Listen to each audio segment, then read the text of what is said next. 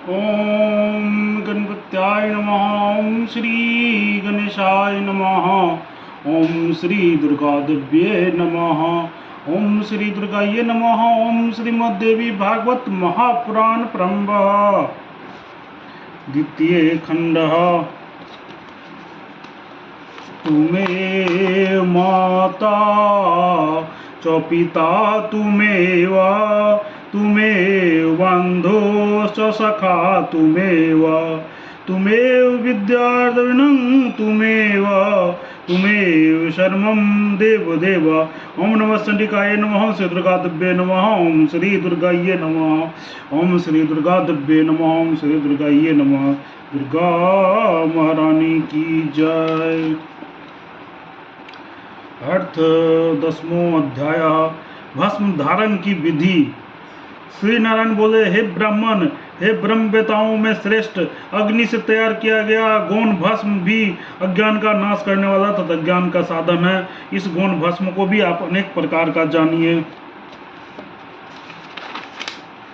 हे मुने, अग्निहोत्र जनित भस्म, उसी तरह वीरजा गणित भस्म, उपासक निग्न से उत्पन्न भस्म, समिद्धागिन भस्म, पंचागिन भोजन निर्माण जन भस्म तथा दवागिन से उत्पन्न भस्म गौण भस्म है। हे मुने, समस्त त्रिवेणिकों को, ब्राह्मण क्षत्रिय तथा वैश्य को अग्निहोत्र जन तथा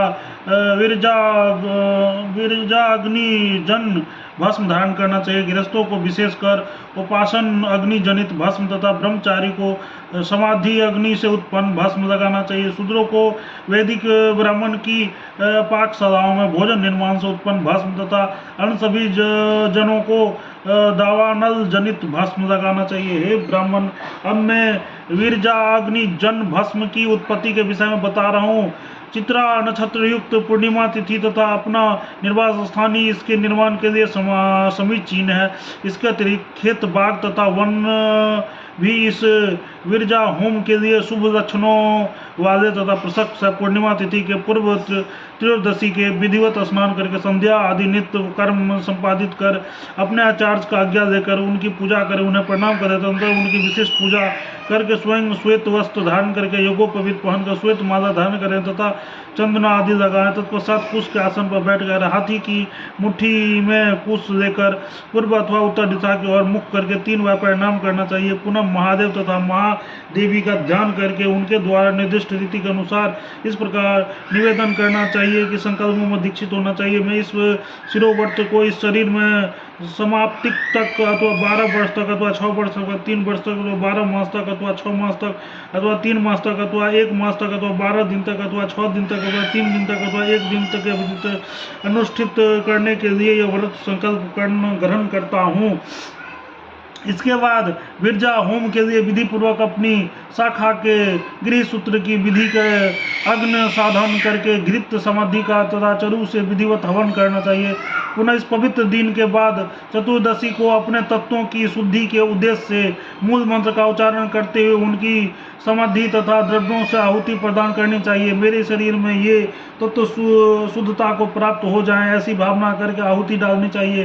पंच महाभूत पृथ्वी, जल, तेज, वायु, आकाश, पंच तंत्र मात्राएं, गंध, रस, रूप, स्पर्श, शब्द, 5 कर्मेंद्रियां, हाथ, पैर, वाक, वायु, उपस्थ, 5 ज्ञानेंद्रियां, नेत्र, कान, नासिका, जीभ, त्वचा, 7 धातुएं, रस, रक्त, मांस, मेद, अस्थि, मज्जा, वीर्य, प्राण आदि 5 वायु, प्राण, अपान, व्यान, उदान, समान, मन, बुद्धि, अहंकार, तीनों गुण, सत्य, रज, तम, प्रकृति, पुरुष, राग, विद्या, कला, नियति, काल, माया, शुद्ध विद्या, महेश्वर, सदाशिव, शक्ति तथा शिव तत्व ये कर्मस्थ तत्व कहे गए हैं।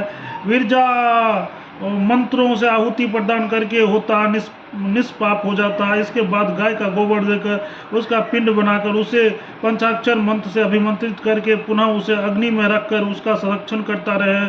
उस दिन केवल हविष्यान्न ग्रहण करे। चतुर्दशी को प्रातः काल पूर्वक विधि के से नित्य कर्म तथा हवन आदि समस्त कार्य संपन्न करके उस दिन निराहार रहकर संपूर्ण समय व्यतीत करे। तत्पश्चात पूर्णिमा के दिन प्रातः काल नित्य कर्म करके हवन करे। होम के अनंतर रुद्राग्नि का विसर्जन करके सावधानी के साथ भस्म ग्रहण कर ले। तदंत जटाधारी मुंड की और तथा शिखा रूपी एक जटा वाला होकर पुनः स्नान करके लेने के अनंतर यदि लज्जाशून हो गया तो दिगंबर नग्न हो जाए, यदि नहीं तो गिरवा वस्त्र तथा मृगजम अथवा वस्त्र का एक टुकड़ा या वस्त्र या फिर पेड़ की छाल पहनकर हाथ में दंड तथा कटी प्रदेश में मेखला धारण करे। तत्पश्चात अपने दोनों पैर पर स्लित कर 2 बार आचमन करके ऊर्जा अग्नि उस भस्म को एकत्र करे। अग्नि रिक्त भस्म आदि 6 अर्थवर्ण मंत्रों से अंगों का शोधन करके पुनः उन्हीं मंत्रों से कर्मश मस्तक से लेकर चरण तक भस्म लगाना चाहिए। इस कर्म से उस भस्म द्वारा उद्घोलन करके प्रणव ओम मंत्र से शिव मंत्र से संपूर्ण शरीर में भस्म का अनुलेपन करना चाहिए। इस प्रकार त्रयसु संज्ञा वाले मंत्र से त्रिपुण धारण करे। ऐसा कर देने से शिव भाव को प्राप्त होकर शिव भाव का ही आचरण करे। इस प्रकार पाशुपत्र व्रत को प्रातः कालीन, मध्यम कालीन तथा सायंकालीन तीनों संध्याओं को समय करना चाहिए। यह पाशुपत्र व्रत भोग तथा मोक्ष को देने वाले हैं।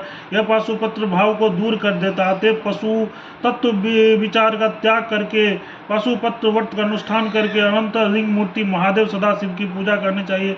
भस्म स्नान महान पुण्यदायक, सभी सुखों की प्राप्ति करने वाला, अति श्रेष्ठ आयु बल आरोग्य लक्ष्मी तथा पुष्टि की वृद्धि करने वाला अतः अपनी रक्षा कल्याण तथा सर्व विधि संपादि की समृद्धि के लिए मनुष्यों को भस्म धारण करना चाहिए। भस्म स्नान करने वाले मनुष्यों को महामारी का भय नहीं रहता तथा भस्म शांति कारक, पुष्टिकारक तथा कामद सिद्धि प्रदायक इन 3 प्रकार का होता है। इति श्रीमद् भागवत महापुराण संहिता दशम स्कंदे भस्म महात्म्य पाशुपत्र व्रतम नमो दशमोध्याय। ओम तत्सत। प्रेम से गुरु जगत जननी जगदम्बा माता की जगत दुर्गा महारानी की जय। हर हर महादेव।